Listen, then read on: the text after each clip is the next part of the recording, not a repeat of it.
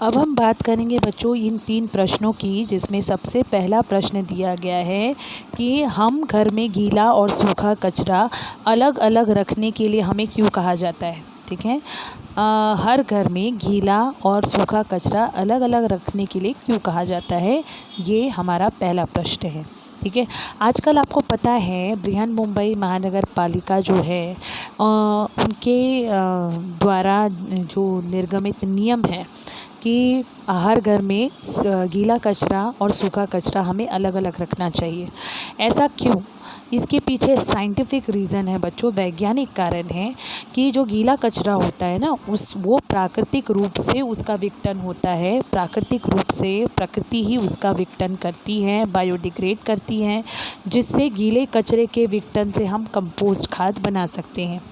लेकिन जो सूखा कचरा होता है उसमें काफ़ी मात्रा में आप देखते हो मेटल्स होते हैं या रद्दी कागज़ होते हैं, तो भंगार वाला और रद्दी वाला उसे ले जा सकता है और उसका पुनर्चक्रीकरण या पुनरुपयोग किया जा सकता है ना। तो इसलिए यदि घर में गीला और सूखा कचरा अलग अलग करके रखा जाए तो कचरे का व्यवस्थापन करना आसान हो जाता है, इसलिए गीला और सूखा कचरा अलग रखा जाता है। अब बोला गया है सेकंड क्वेश्चन कि वर्गीकृत किए गए कचरे का बाद में क्या होता है।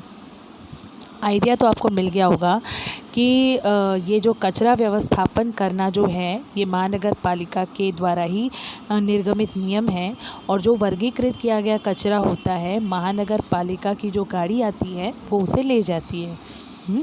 और जो उस कचरा जो कचरा सड़ता है, मतलब प्राकृतिक रूप से सड़ता है, उसको भूमि भरण स्थल में गाड़ दिया जाता है। अभी भूमि भरण स्थल के बारे में आगे हम पढ़ने वाले हैं कि भूमि भरण स्थल क्या है।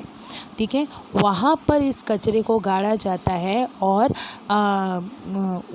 इस पद्धति में आप देखोगे कि इसके लाभ हानि क्या है।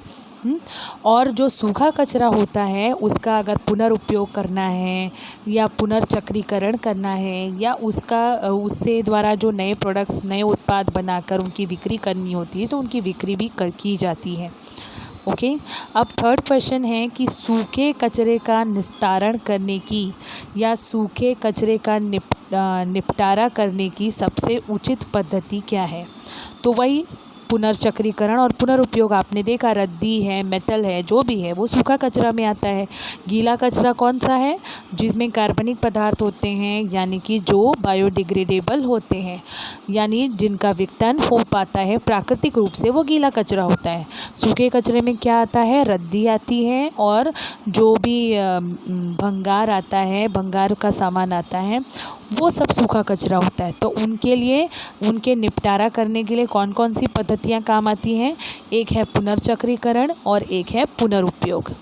ओके, तो इस तरह से ये 3 क्वेश्चन कंप्लीट होते हैं।